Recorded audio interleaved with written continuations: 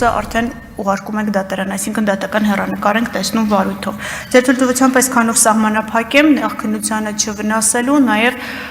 այս փուլում, ինչպես նշեցի մեկ այլ հարցին պատասխանելիս, ոչ ամբողջական տեղեկատվություն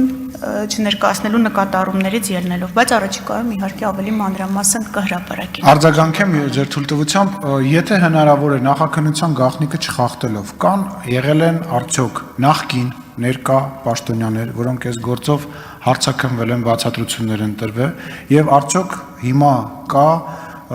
կոնկրետ անձանց հետ կապված մեղադրանքի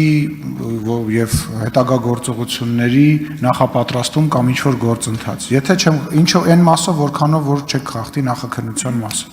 Շնորհակալ եմ, մեկ դրվագով բավական լուրջ գումարի մասին, մոտ $2 միլիոն մասին է խոսքը, մեկ դրվագով ունենք արդեն հեռանկարով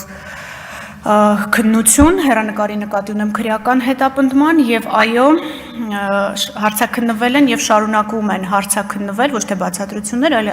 քանի որ վարույթի շրջանակներում տարբեր կարգավիճակներով են հարցաքննվում